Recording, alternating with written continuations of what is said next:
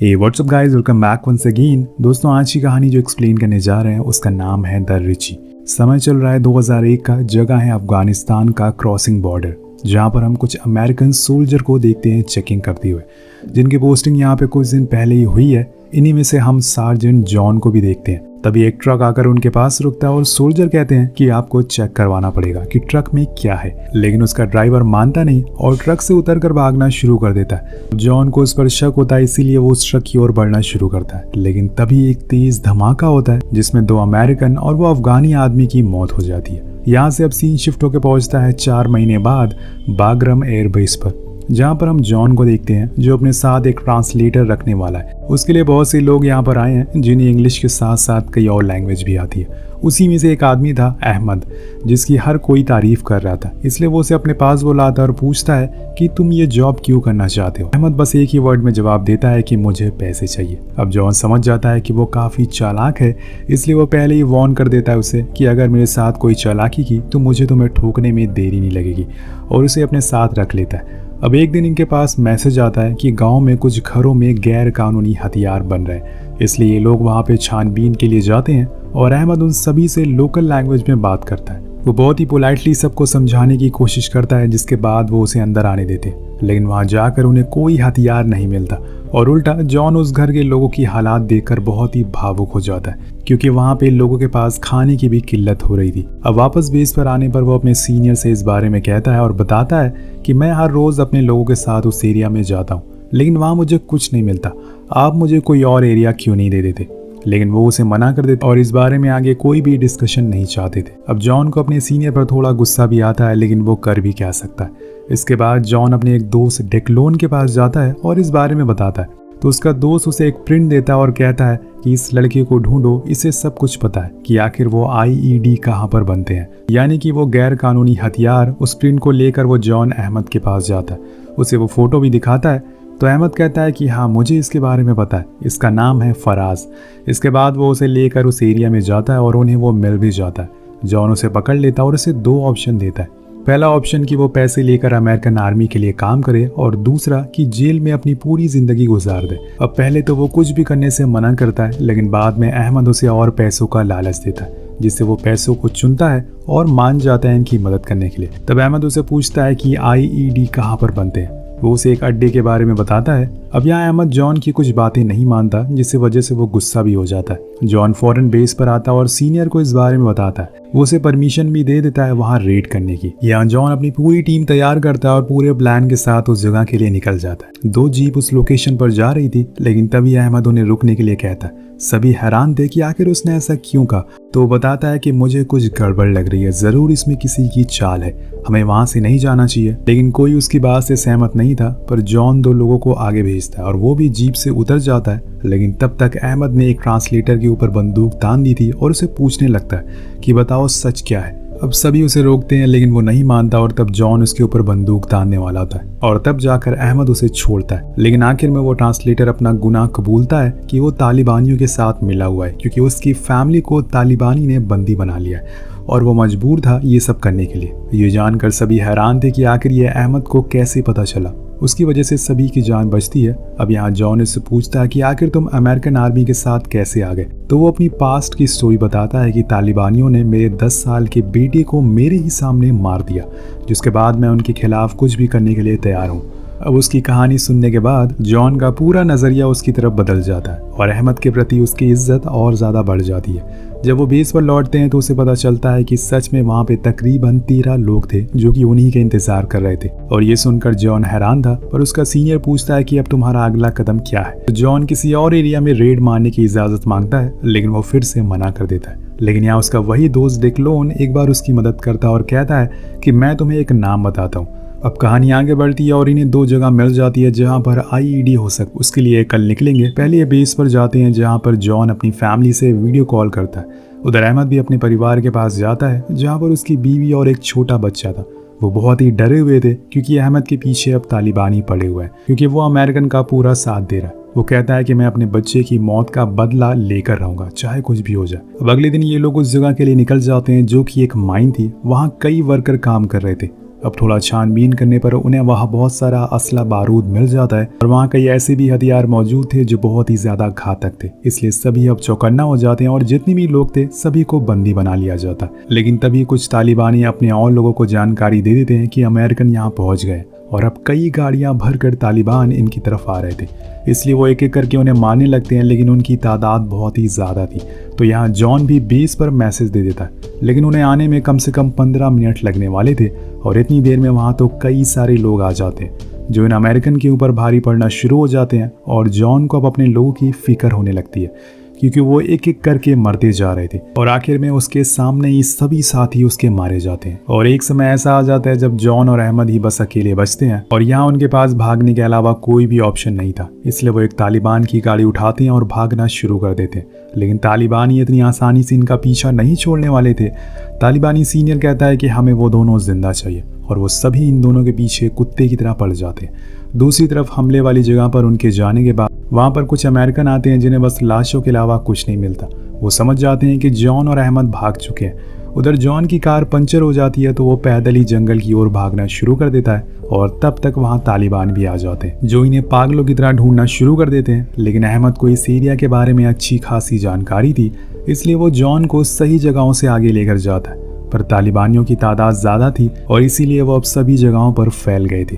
अब इन्हें अपना कदम फूक फूक कर रखना पड़ेगा और ये पूरा सीन भी बहुत ही अमेजिंग होता है कि कैसे ये दोनों बहुत ही साइलेंटली एक एक करके तालिबानियों को मारना शुरू करते हैं। लेकिन एक जगह इन्हें मजबूरन गोली चलानी पड़ जाती है जिसकी वजह से तेज़ आवाज़ हो जाती है और अब तालिबानियों से छुपने की वजह से इन्हें एक पहाड़ी से नीचे कूदना पड़ता है जहाँ से ये भागते हुए एक खंडर में जाकर छुप जाते हैं। लेकिन तालिबानियों ने इन्हें दूरबीन से देख लिया था, पर जॉन वहाँ जाकर कहता है कि शायद हम दोनों की कहानी यहीं तक की थी। लेकिन अहमद उसे समझाता है कि हमें उनसे लड़ना होगा, कैसे भी करके खुद को जिंदा रखना होगा। उसकी हिम्मत को देखकर जॉन को भी हौसला आता है और सुबह होते ही वो दोनों वहाँ से बाहर आने का प्लान बनाते हैं।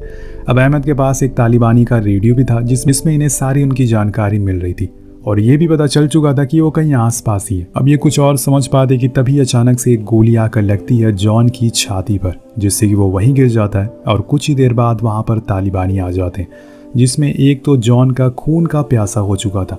वो बस किसी तरह से उसकी जान लेना चाहता था क्योंकि उसे अमेरिकन से सख्त नफरत थी।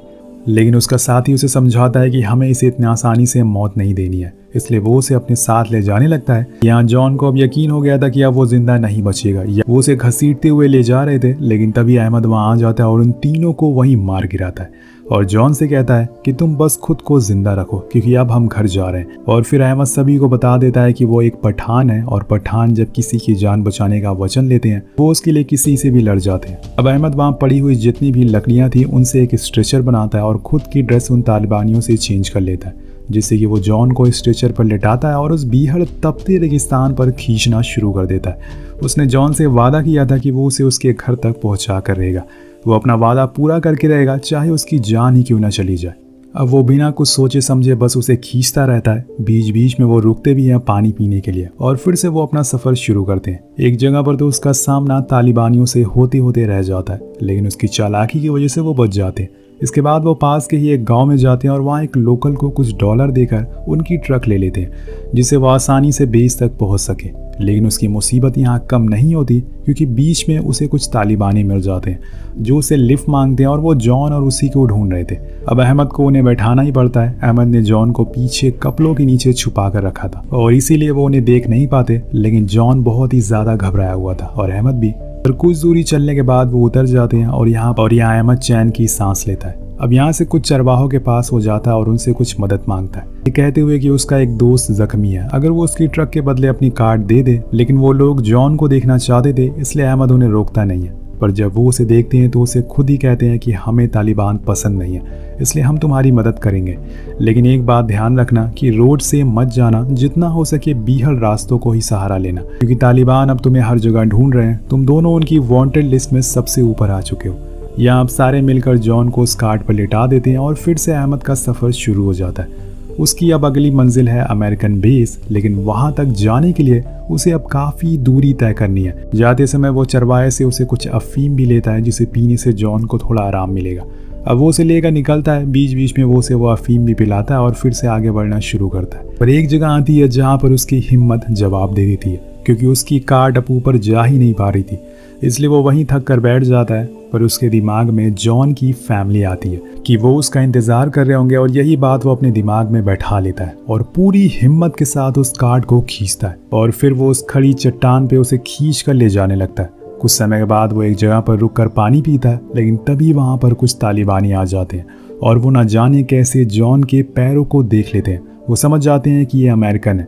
जिसके बाद होना क्या था, वो जब उसका कपड़ा हटाते हैं तो वहाँ उन्हें जॉन दिखता है और वहीं उसको गोली मारने का फैसला करते हैं। अब वो गोली चलाते कि इससे पहले अहमद उन तीनों को शूट कर देता है। गोली की आवाज़ सुनकर बेस से फौरन अमेरिकन यहाँ पर आ जाते हैं। पहले तो उन्हें लगता है कि अहमद ने ये सब हमले किए हैं, लेकिन जब वो जॉन को देखते हैं तो समझ जाते हैं कि अहमद ने उसकी जान बचाई है। तब वो अपने सोल्जर को बचा लेते हैं। अब हम कहानी आगे बढ़ती है और 3 हफ्ते बाद जब जॉन की आँख खुलती है तो वो एक LA के हॉस्पिटल में होता है। लेकिन यहाँ में अहमद के बारे में कुछ नहीं बताया जाता कि वो उसके बाद कहाँ गया, उसका क्या हुआ। और यही बात जॉन को भी सताने लगती है, क्योंकि किसी ने अपनी जान पर खेल कर उसकी जान बचाई थी और उससे कम से कम उसने थैंक यू भी नहीं कहा।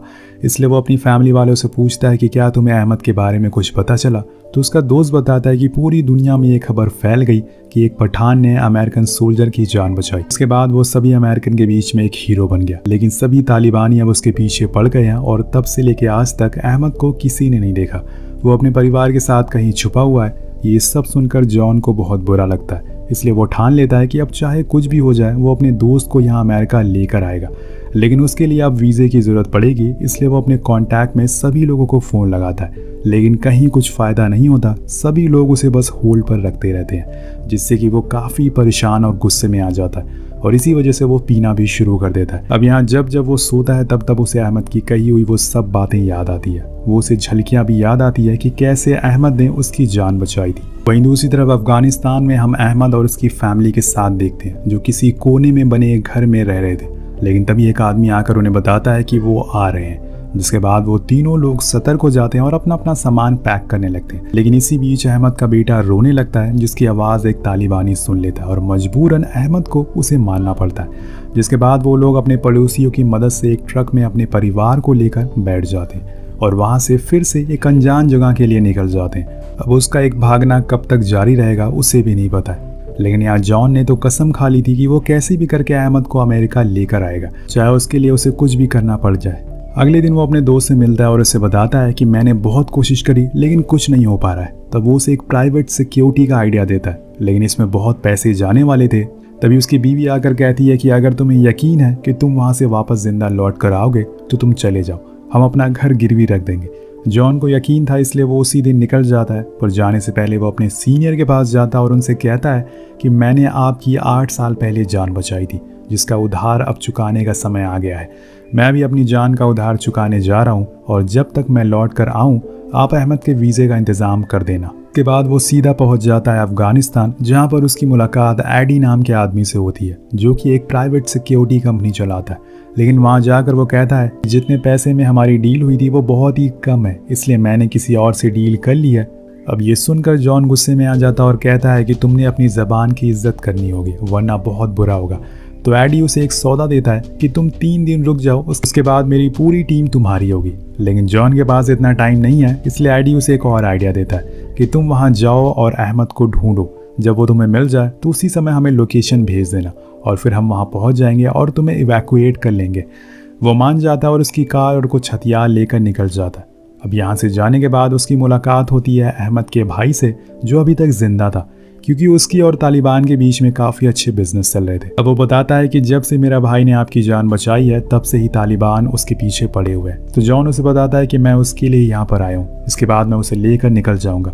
अब ये सुनकर उसका भाई काफ़ी खुश होता है और अपनी ट्रक में बैठाकर उसे अपने एक आदमी के साथ वहाँ भेज देता है। बीच में कई चेकिंग पॉइंट भी आते हैं, जिसमें से एक पर तगड़ी चेकिंग हो रही थी और ना चाहते हुए भी जॉन यहाँ पकड़ा जाता है। लेकिन वो वहाँ खड़े 2 तालिबानियों को शूट कर देता है, पर इसी दौरान उन्हें वहाँ पर एक तालिबानी पहचान लेता है और वो ये बात हेडक्वार्टर में बता देता है, जिसके बाद सभी तालिबानी सतर्क हो जाते हैं। कुछ ही देर बाद जॉन एक गांव पहुंचता है जहां उसे अहमद दिख जाता है। वो सीधा चुपचाप जाकर उसके पास बैठ जाता है और कहता है कि मैं अपना उधार चुकाने आया हूं। अब अहमद उसे देखकर काफ़ी इमोशनल हो जाता है। उसे यकीन नहीं था कि जॉन उसके लिए वापस आएगा। अब जॉन उसे और उसके परिवार को उसी ट्रक में बैठने को कहता है, जिसके बाद वो एडी को कॉल करके अपनी लोकेशन बता देता है। तो वो कहता है कि तुम्हें 2 किलोमीटर दूर एक बांध पर मेरा वेट करना होगा, मैं थोड़ी देर में वहां पहुंच जाऊंगा। तभी जॉन के पास फोक्स का भी कॉल आता है जो उसे बताता है कि वीजे का इंतजाम हो गया, अब बस तुम्हारी बारी है। तभी हम देखते हैं कि तालिबानियों की एक फौज उस गांव की तरफ आ रही है, पर उससे पहले ये लोग निकल जाते हैं। पर गांव के लोग उन्हें बता देते हैं कि वो ट्रक लेकर इस ओर गए हैं, इसलिए अब वो इनके पीछे पड़ गए थे। जॉन को मजबूरन शूट करना पड़ता है, जिससे कि एक कार तो पलट जाती है, लेकिन अभी भी बहुत ही बड़ी तादाद थी जो इनके पीछे आ रही थी। अब जैसे तैसे ये डैम तक पहुंचते हैं और उसके गेट पर वो जॉन उस ट्रक को उड़ा देता है ताकि रास्ता जाम हो सके। लेकिन वो तालिबानी इतनी आसानी से हार मानने वाले नहीं थे, वो उस ट्रक को हटा देते हैं और फिर अंदर घुस जाते हैं, जिसके बाद दोनों ग्रुप में अंधाधुंध गोलियां चलती है।